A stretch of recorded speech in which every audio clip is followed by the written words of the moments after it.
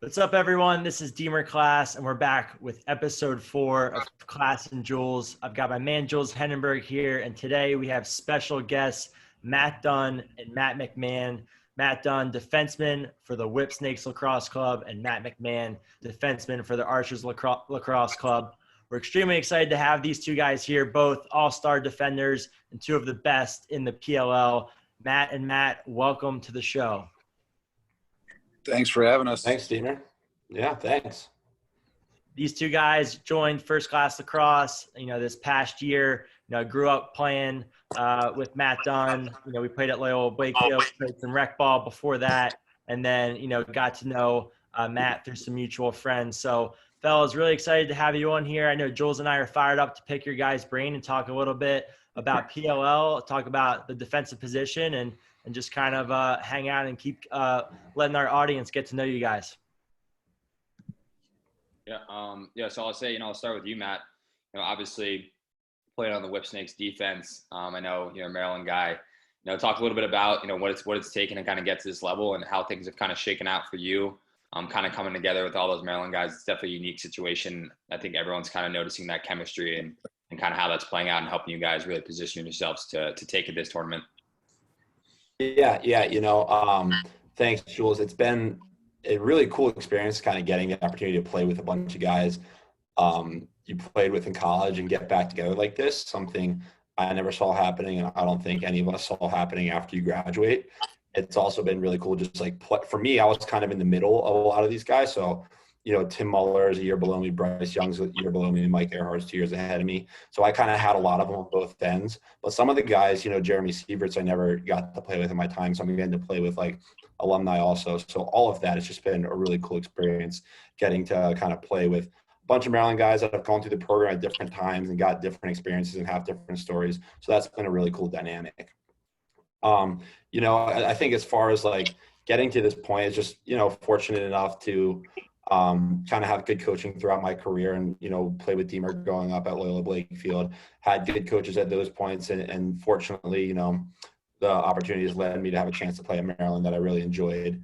And then playing there, I think that program, that culture has kind of instilled principles in guys that have allowed them to be successful in the game, but also kind of off the field.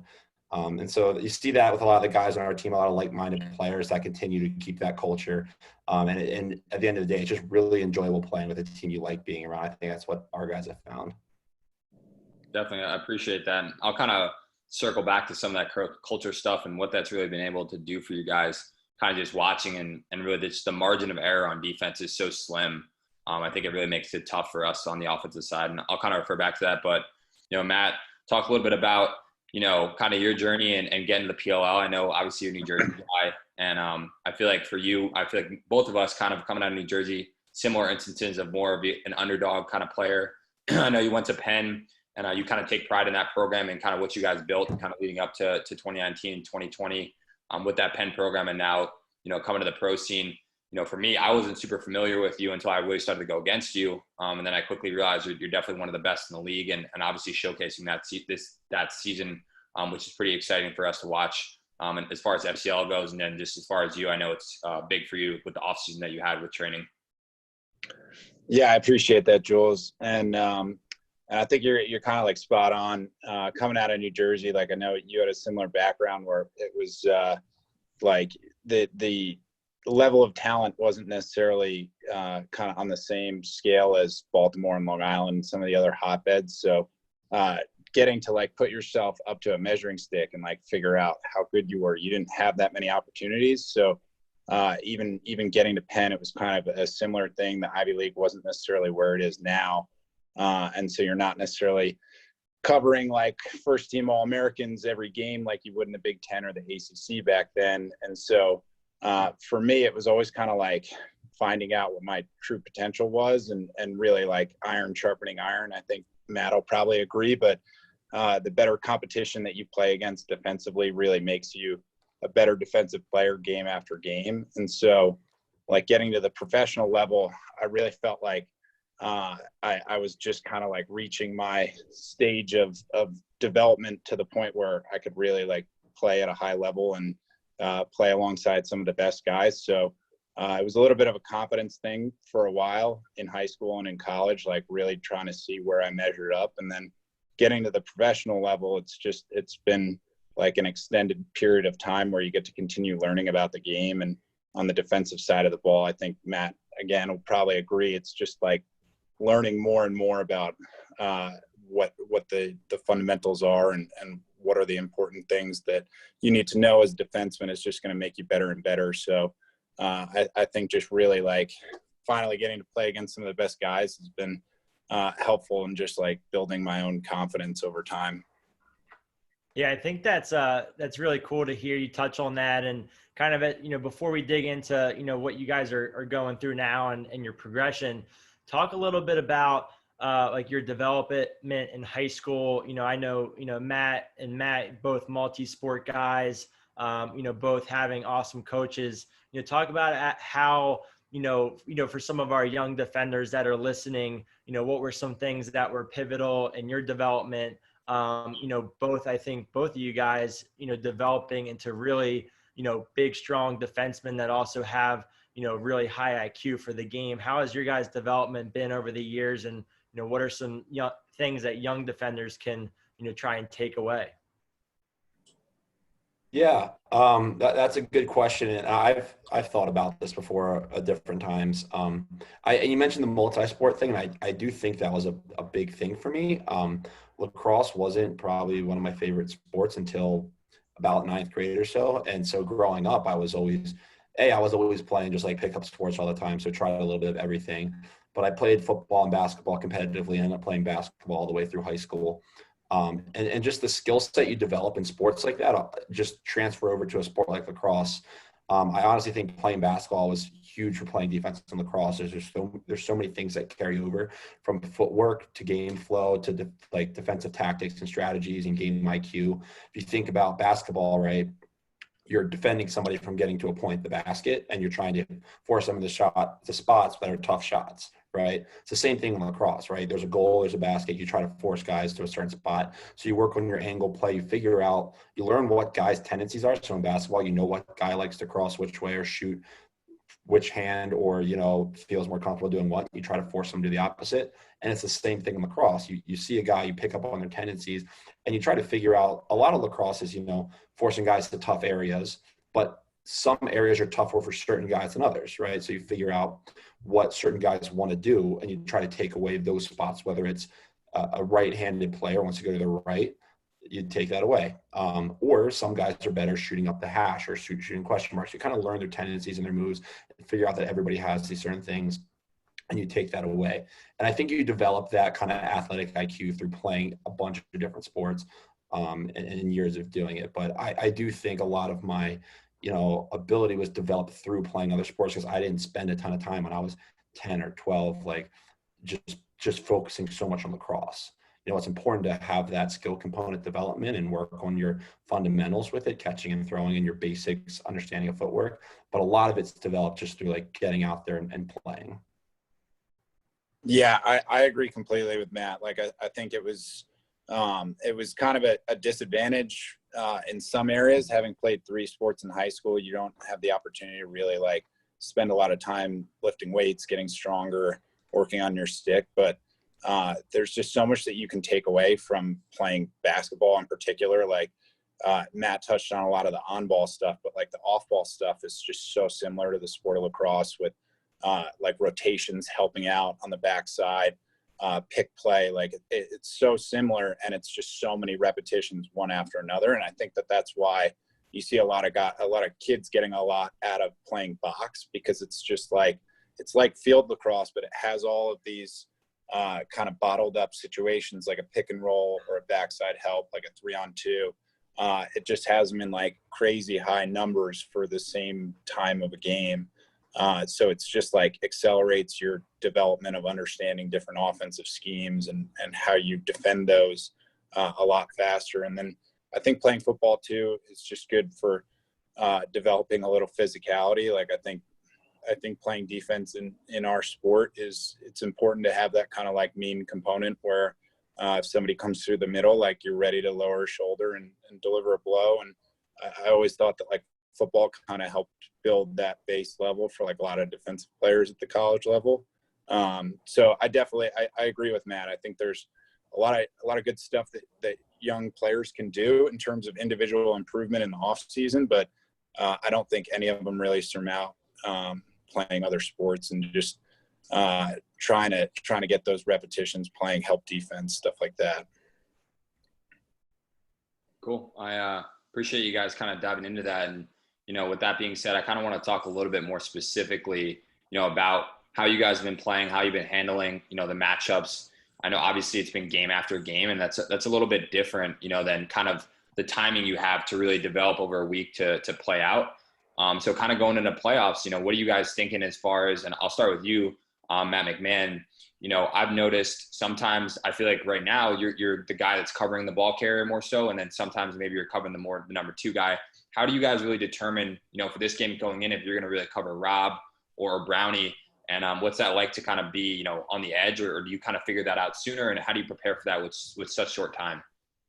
Yeah, I think probably the most important thing to start with, and it'll be interesting to hear Matt's point of view, see how we differ just in kind of approaching the same problem. But I've always kind of looked at it, especially at the professional level where you're like really familiar with these teams. You look at it by like a unit basis. So like, what does this attack unit bring to the table? The Atlas attack, for example, like you have Rob, who's a really dynamic ball carrier. He's a scorer. He's a distributor. He kind of does it all. You have Eric Law, who's more of like an in-between guy. He can carry the ball. He can work off ball. He kind of fits whatever need they have in each possession. And then you have Brownie, who's like just a lights out shooter, moves really well off ball. And it's just like a nightmare away from the ball to keep track of. And so just trying to figure out like how each of our defensive players can best match up. I think the first thing that we look at is like from a physicality component. So like, who is our guy that best matches the ball carrier, and just try to get a 3-and-3 pairing that matches up best where we don't have an athletic mismatch. And that kind of is like our starting point. And then the second would be like skill set. So, we have Eli Gobrecht, who's very good on ball. We have Curtis Corley, who's extremely good off ball. We tend to put those guys, more accordingly to what the offensive players are looking to do. And then the last thing is really just finding out like which is the best, the prioritization of each of these it can kind of differ game to game, but like stick-handedness, like, so if you have a righty ball carrier, you want to put a lefty defender on him so that he's got to go through your stick to get to their strong hand, and vice versa for a lefty dodger. You want to put a righty on him so that he's got to go stick on stick.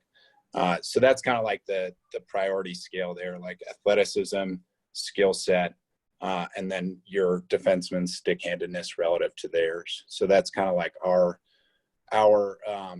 approach to that, but would be interesting to hear Dunn's point of view on that.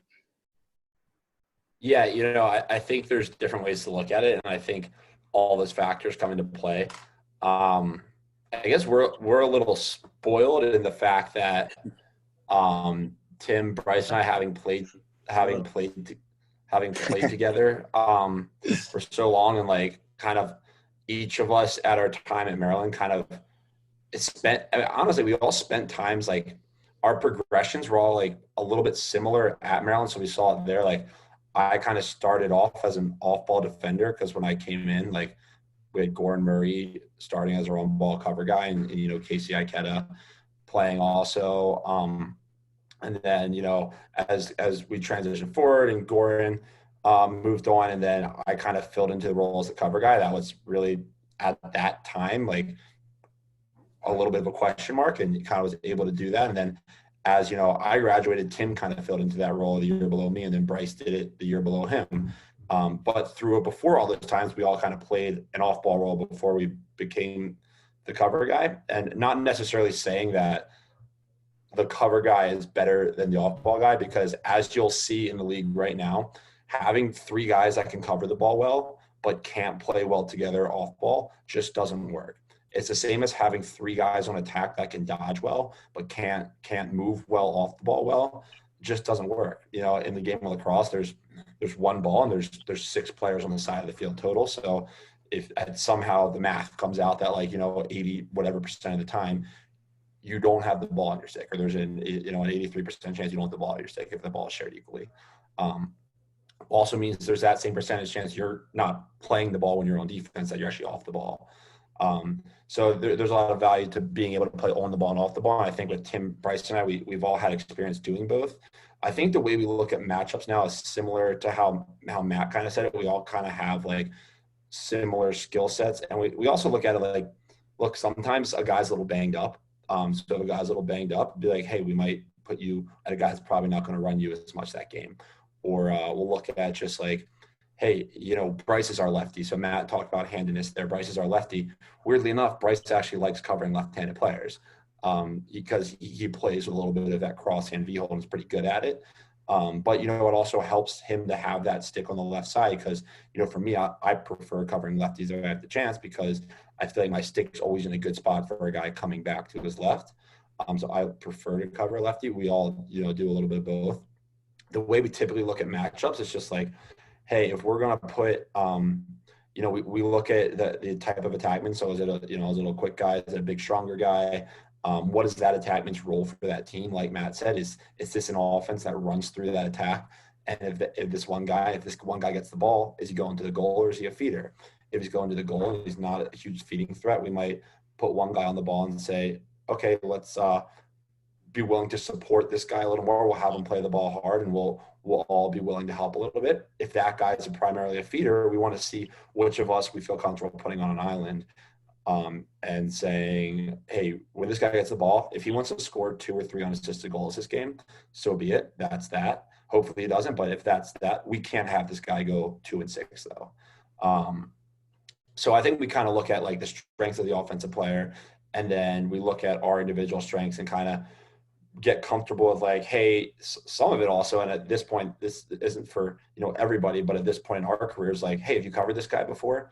How'd you do against him last time? And sometimes like I've covered a guy 6 times before and I've done well against him. Maybe Bryce has covered a guy 3 times before and did well against him, or Tim covered a guy in college. Be like, hey, you want to cover him? Okay, go ahead. And I think that's been helpful with us is that we try to find our Coach Staggs and Murphy do a good job of like picking the matchups, but they're also open to like us being like, hey, we think this might actually work better, and they're pretty good with that. So very similar things to Matt there. Yeah. So Matt, going off that real quick, and I wanted to touch on that with both of you guys. I think that stuff was extremely insightful.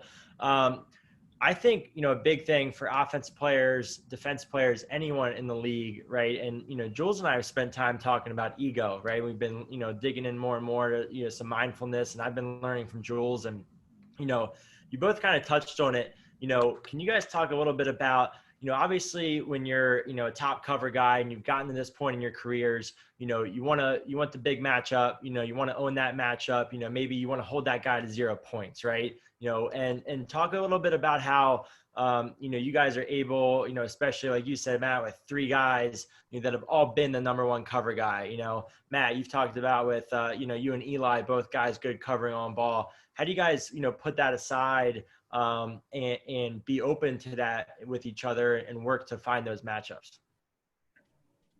Yeah, I think this is like kind of cuts to the core of like what Matt and I both believe is kind of like the core principle of like playing defense. Matt already touched on it a little bit, but we believe it's like percentages. So it's however you want to match up against the offense, however you want to play them.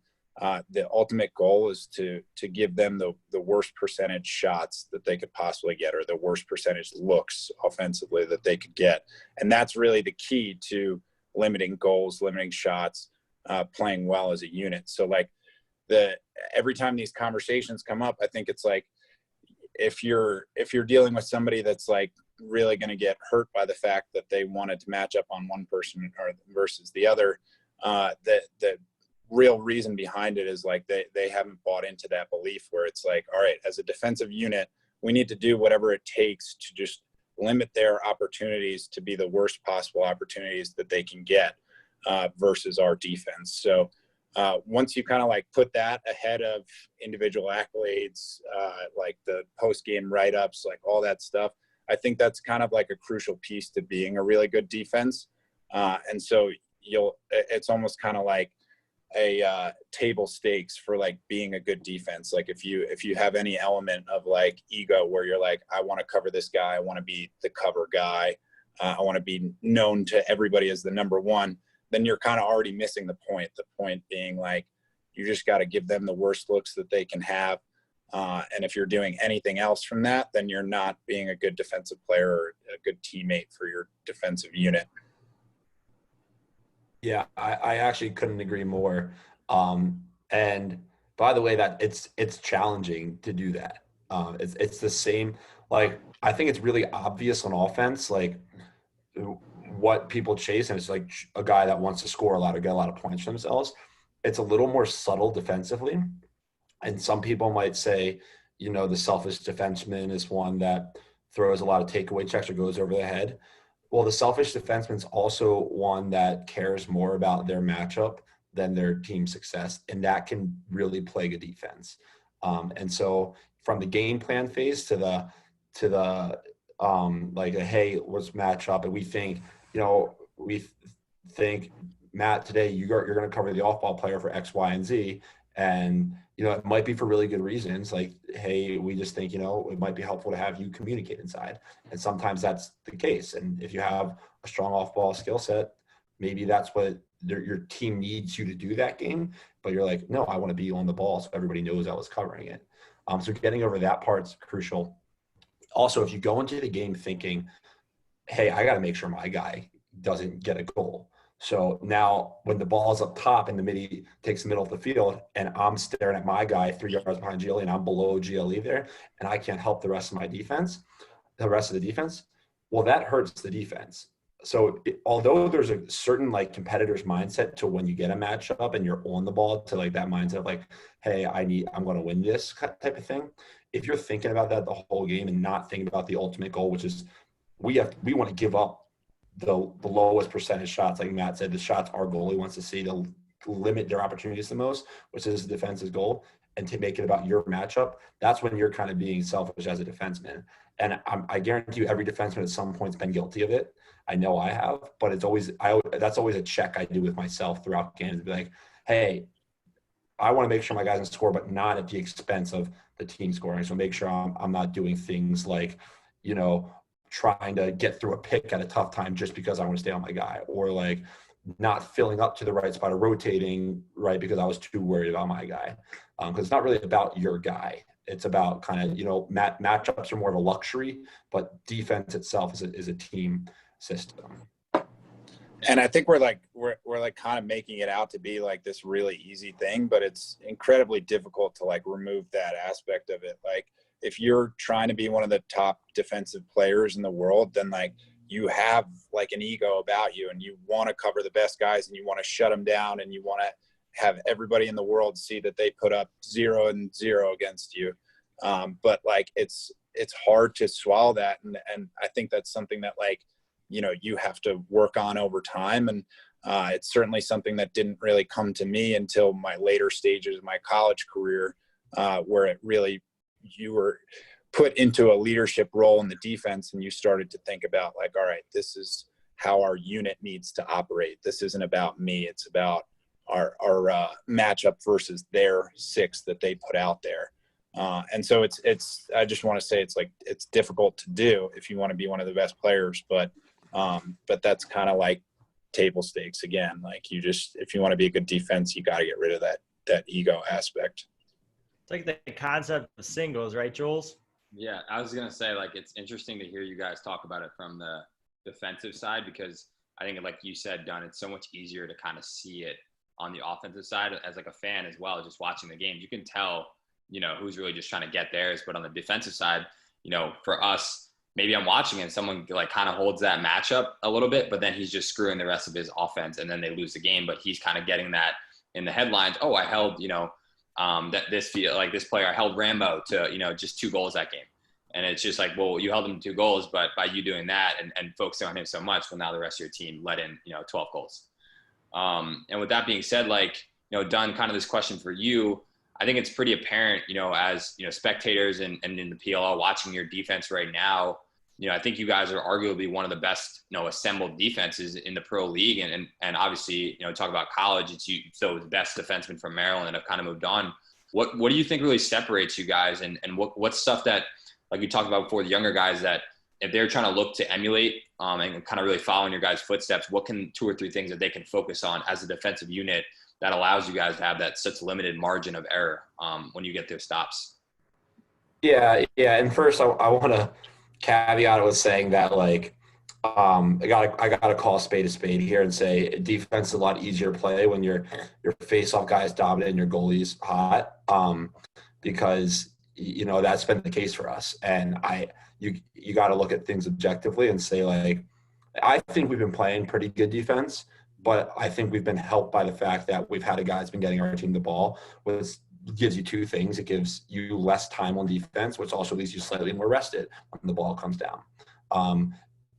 At the end of the day, the funny thing, you can have 2 very similar possessions and 2 very similar looks, and if the ball goes in the net and doesn't go in the net, they're 2 completely different things.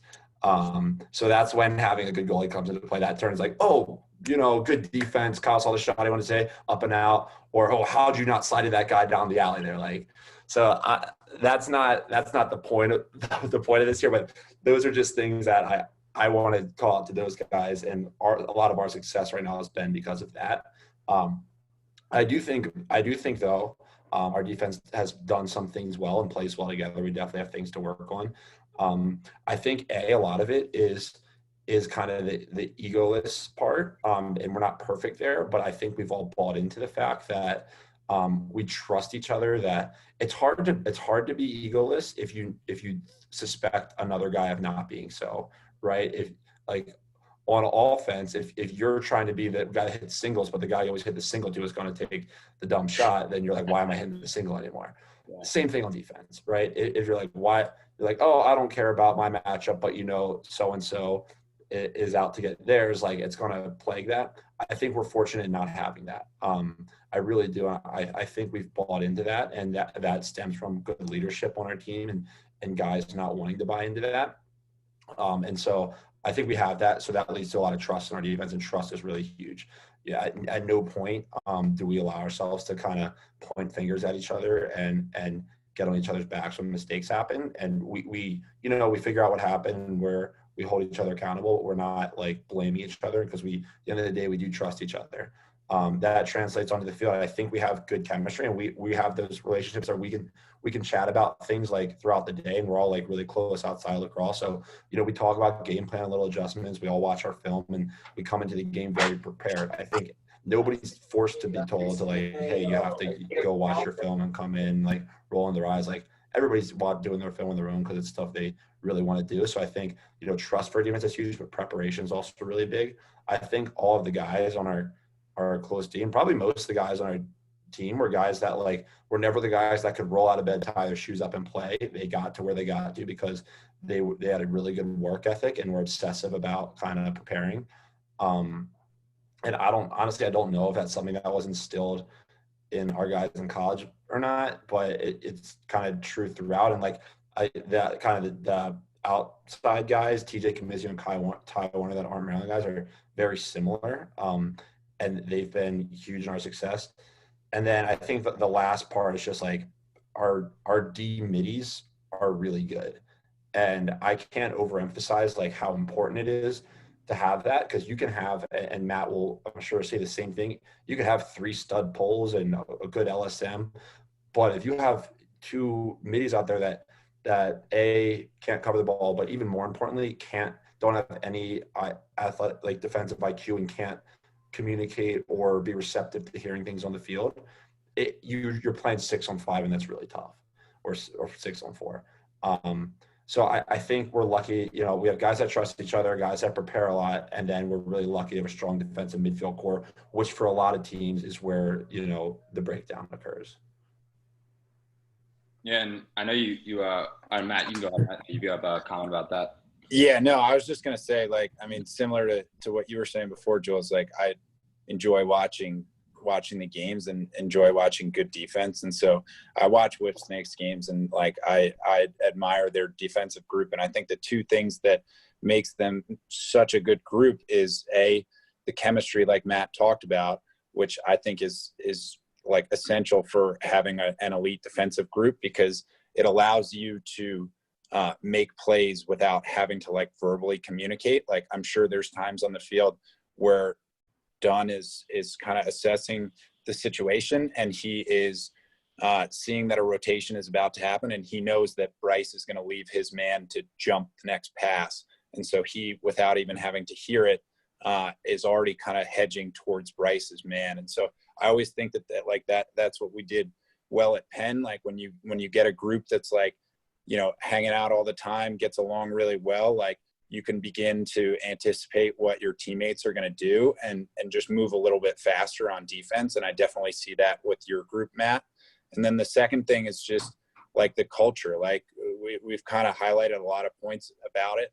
But like you remove the ego, and then you really hammer home discipline. So like it's much easier to stop a team by just playing fundamental defense and throwing low risk checks, and like having 6 guys out there that are approaching the ball the right way, that are not taking any risks and are just kind of like waiting for the offense to make a mistake, versus like how many times out of 10 you're going to have your best guy go over the head and get the check. Like just having that discipline. So like that trust, like you guys were talking about, where every player in your unit is going to continue to hit singles, like that is essential for a really good defense, because then you're just stacking stops after stops, just waiting for the offense to make a mistake instead of handing them something.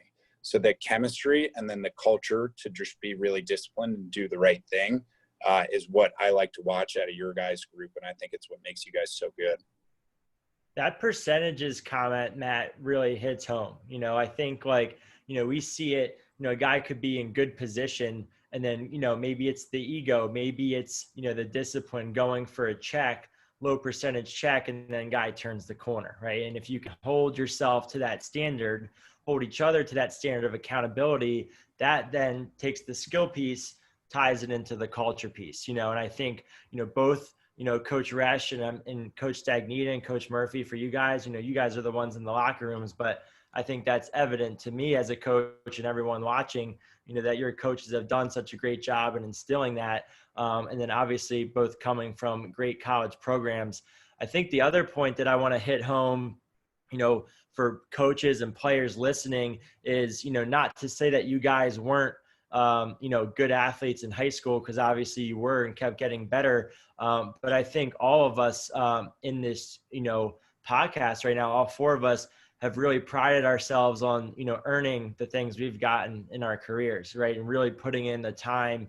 And so can you guys, you know, speak to that a little bit in terms of, you know, maybe you two weren't, you know, the most athletic always on the field to where you had to be disciplined. You had to approach with your stick out in front, because if you made those mistakes, you might pay for it more, you know, than another guy early on. And then because you had that discipline, as you guys have grown, worked on your footwork, gotten stronger, it's kind of led you to where you are when you don't forget those lessons.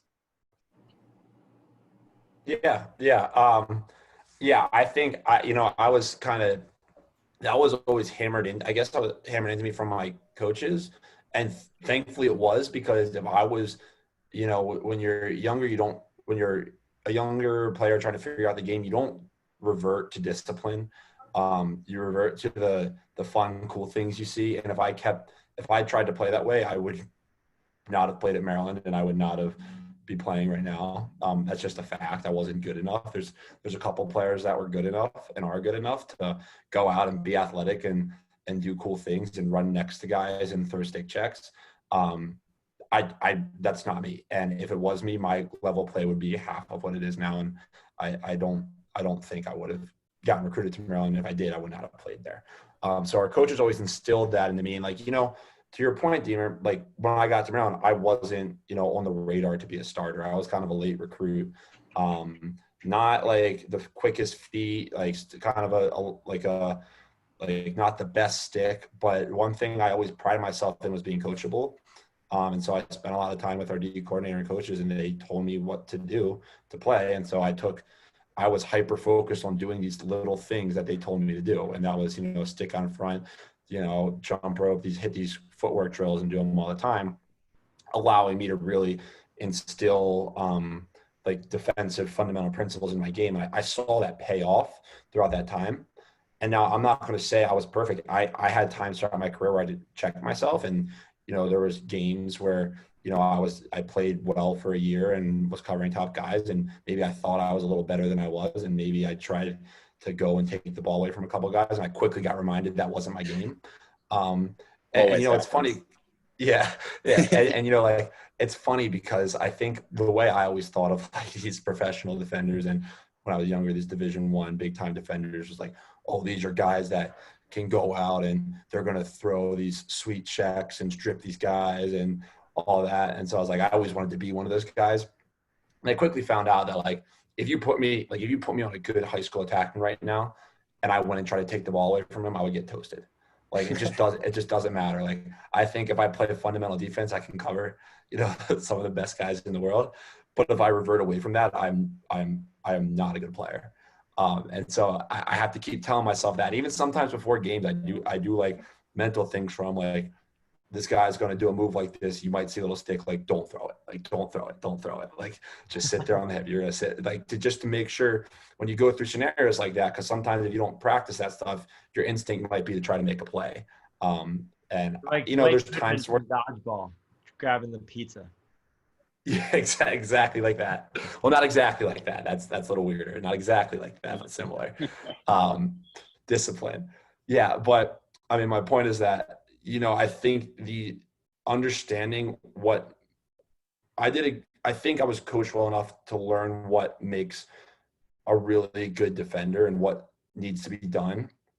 And then the discipline to adhere to that and develop the skills to get you able to do those things, to play your angles well and understand what they are and use your stick well, are really important. But, I think that foundation, understanding how to play great defense, is what enabled me to play at this level, not just a roll a ball and play type of style. So I owe it a lot to really good coaching, and people along the way that have shown me kind of like, we weren't allowed to throw over the head checks. We weren't allowed to throw one-handed wrap checks at Maryland. Like Jesse Bernhardt was a senior there in a Torchon finalist, and he didn't go over the head, and he was arguably, the best defender in the country. And arguably still one of the best in the world, and he doesn't do that stuff. And so just seeing guys like that, that were that good and not do that stuff, was like, hey, you don't need to do that stuff to be a great defender. If sit there, stick out in front, drive the hip, lift the hands, that kind of thing, play your angles well, like that'll get the job done. Yeah, I had a completely identical experience at Penn. Like, I think one of the best things that Coach Murphy ever did was like, he just had zero tolerance for those plays. And like, even just thinking about like going over the head or throwing a wrap check, like I get this sense of like, that's a selfish play, just because Coach Murphy, like, really, it was almost like shameful if you did that. Like, he would harp on it and film and stuff and just say like, this is not what we do. This isn't who we are. And it's really about like establishing that culture that we keep talking about, of having 6 guys playing the right way, and just limiting the good looks by playing fundamental defense. And then on the flip side, like the cool thing that Coach Murphy did was he really celebrated like the under the radar, really selfless plays that would prevent goals. And that was like what we looked at on film and was like, this is an awesome play. So it was like, it was all this, like, you even think about it, like these like nerdy film sessions, but like Coach Murphy's like, look at the way Max Meyer is splitting 2 guys at once, and he's able to hold the passer and make him think about it for like 1 extra second. And it allows Reed Tudor to get back into position and then contest the shot, and the shot goes 6 inches over the goal and just misses or whatever. And that he would like talk about for like 5 minutes. He'd be like, that prevented a goal in the game. And then like, if somebody ever, like, we didn't even really do it, but like if somebody went over the head, he would instead like even if they hit the check, he would highlight how they took themselves out of position, what would have happened if they didn't get it, all those kinds of like negative aspects of it. And it just really like hammered home the fact that like like Matt said, like if you can play this fundamental discipline defense, you can cover anybody. But if you want to be a risk-taking defenseman, you're gonna meet your match one day with somebody that's more athletic than you are, and they're gonna smoke you. So that's kind of why I believe in these like low risk checks and like really just playing percentages, just because I know that I can go up against anybody in the world and like have a shot because this is how I play. But if I was like an over the head rap check guy, like Matt said, like I'd pretty quickly find somebody that's going to smoke me and be able to get to the goal really easily and score. So I think that's like kind of a good mindset to have as a younger player, because your ceiling is unlimited no matter how athletic or lack thereof that you are. If you play that fundamental discipline way, you can cover anybody and play at whatever level you want to. Yeah. Matt, talk about stick checks, the highlight that just keeps going back. But, I think all of us on the call kind of have, a unique perspective and path that we kind of took kind of growing up.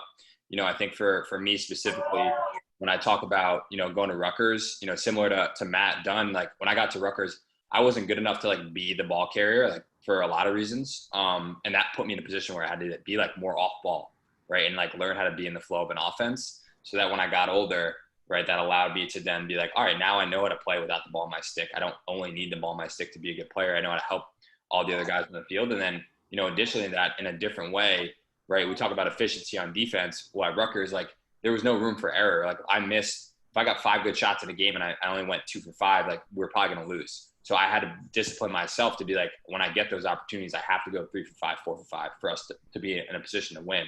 And I think, all of us in the call would kind of refer back to those opportunities that allowed us to develop, and we wouldn't trade those for the world, because that's what's allowing us to be pro players now that kind of can keep this open mind and understand what the discipline and fundamentals can do for us to kind of expand and grow our games. And I think that's such a unique thing with FCL. So, talk a little bit about what that, that means to us as coaches. You guys on the defensive side, I know me and Deemer have touched on that, but how are you then bringing that to, the coaching side of what you guys are doing outside of playing on the field?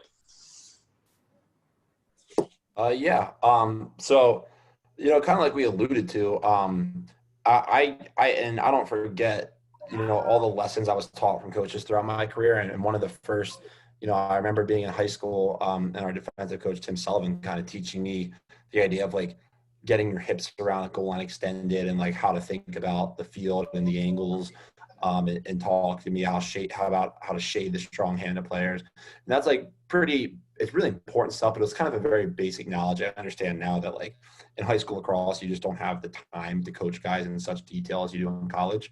And that clicked for me. A lot of the things he taught me clicked for me. I changed the way I played because of that.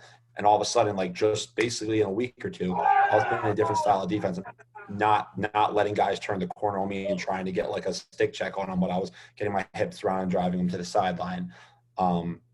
And then getting to college, learning how to kind of hammer home the stick on front fundamentals, getting really good at planning out of a back pedal and working on goal line angles to a much more, I guess, in detail, much more nuanced, because in college you have those fall ball time, you go through all these little detailed drills and you really hammer home important points. And I sit here now, I'm like, what if I wish I knew that when I was a lot of the stuff when I was younger. They're just not really, there wasn't a resource for me, just like as there isn't for a lot of people. Just whether it's, there's a lot of knowledge in lacrosse where a lot of it, is at the collegiate level of coaching, and those guys get it to their players when they get to college. But if you can get some of this base, you're not going to grab all of it. But for me, if I can teach players I work with, a couple of the things that really click for me, and help them, some of that stuff is just overnight you can implement into your game and you'll be better. Some of it's stuff you're going to have to spend time working on, but it's nothing crazy. It's stuff that takes effort and discipline to do, that I believe and learn from experience and have seen from experience and talking to guys like Matt and other guys I played with and just watching the game and working with high school players that I know works, if you do it. And so that's really, for what that did for me in my career, it makes me really excited to help kind of relay that to players that want to improve their game. Because, when you want to get better, there's nothing more frustrating than not knowing how to. So for somebody that wants to get better, us just being the resource to give them the how to get better, especially on the defensive side of the ball, where it might not be as clear on it's not how to improve your shot. It's like, okay, did you know that you're probably putting your stick by your hip, and if you get out in front of you, here's what it's going to do. And by the way, that really bothers offensive players. And it's a simple thing like that that's going to make it this much easier for you to play defense. Things like that really make me excited because I know they can be helpful to players. And for people whose dream it is to play, make their varsity team, go play Division I, maybe play professional one day, it's exciting to give them the tools to kind of take those steps. Yeah, I think like a lot of the like common like frustrations of defensive players and just like it come from the fact that it's like the appreciation for like a great defensive play takes a lot of understanding of like all the different nuance that goes into it. And so like I'll watch Matt make a play that is like so incredibly difficult, but like to the naked eye, like it's hard to understand what he did so well. And so I think the challenge that Matt and I are excited to take on is like, how do you show like what people are doing so well if it's like really so detailed and so nuanced.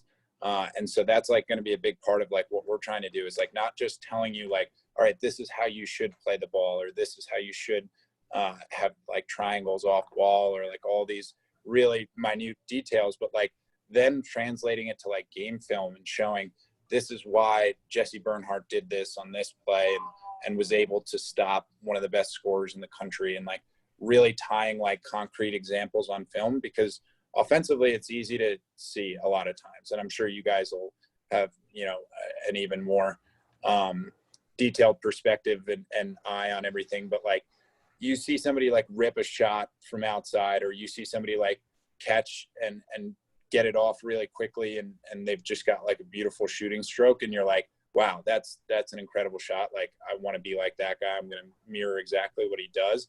But on the defensive side, it's so much more like subtleties and just like how you're aligning your feet, and like, does this guy have his stick in front of his stomach, or is it kind of at his side? Like all of these little details end up making the difference, like Matt said, where a good defensive play and a bad defensive play might be the difference between like 3 inches on the shot going wide or going right into the corner. So like the challenge is really to like explain all these subtleties and like be able to like demonstrate them on film and stuff. And so I think that Matt and I have kind of laid out what we think is good defense at a personal and unit level.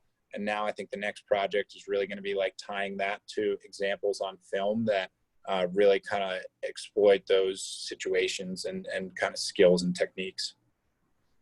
Yeah, I think you guys, and what I've loved about, getting to watch each of you guys coach, little biased, but also not biased, is, how much you guys dig into those subtleties. And, I think, all of us could think about footwork, right? And doing 4-cone drills and doing ladders and jump rope. And, that's going to really speak to athleticism. But, even, I know Jules and I, and, when Matt Dunn and I did a webinar this spring and we were talking about the defensive perspective versus the offense, you start to learn so much about these little things. And that's where I think the film, and watching the games and learning these subtleties is going to be so important for these younger players. And I think you guys have a really exciting opportunity to keep, taking, what you've learned in your careers and from that really, unique defensive perspective and, get to, pass that on. And, can you guys, as we wrap up here, what are 2 or 3 simple things that, new coaches to the game or, coaches in general and some players, should be looking for, defensively in this next week that goes beyond just maybe some on-ball technique? What are some things that we can focus on? We have 3 great games, on, the Premier Lacrosse League tomorrow. What are some things that people can tune into and try and notice? Yeah, I would say, I would say notice like, look at each possession critically. Notice when a guy you think is talented has the ball. Notice how the team's playing them. Notice how they're positioned on the ball and what the rest of the defense does. Are they are they shifting over, getting ready to slide, and what's going on behind the ball. So I would say to challenge younger players watching to see not only a lot of times you watch the ball, try to watch the rest of the defense for a couple of these. See where the off ball help's coming from. See if there's a second slide, a backside fill. Are they filling from the top? Challenge yourself to see, if think about if you were in that position, what would you be doing? So I think one thing I like to do is always watch off the ball and see what other teams are doing beyond just covering it. I think then you can say if they scored or if they didn't score, you could talk to yourself, hey, what did they do well there? What didn't they do well? That guy was ball watching, he got backdoor cut, or that guy wasn't looking at the ball at all. He's face guarding his man and didn't see his opportunity to slide. So one thing defensively I would say is challenge yourself to look at a little more just kind of off the ball and see how teams are playing it, because there's so many offensive weapons on the field out here that you'll see that for different teams, when you play against different offenses, different teams defend it differently. And I would challenge yourselves to think critically on that.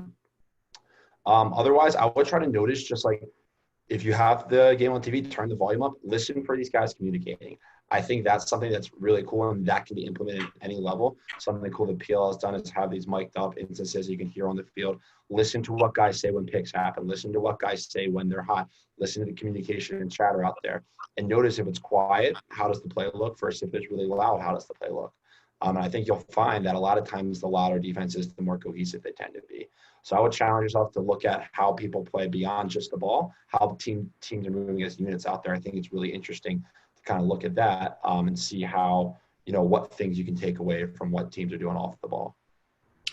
Yeah, I think Matt nailed it. Those were kind of my 2 points, were just kind of like look away from the ball and just try to understand like what goes into, again, to Matt's original point, like you play defense so often not on the ball. And so often we talk about like, oh, this person, covered this person, held them to this. It's like defense is way more about like how you are contributing to your defensive unit, not just what you're doing on the ball.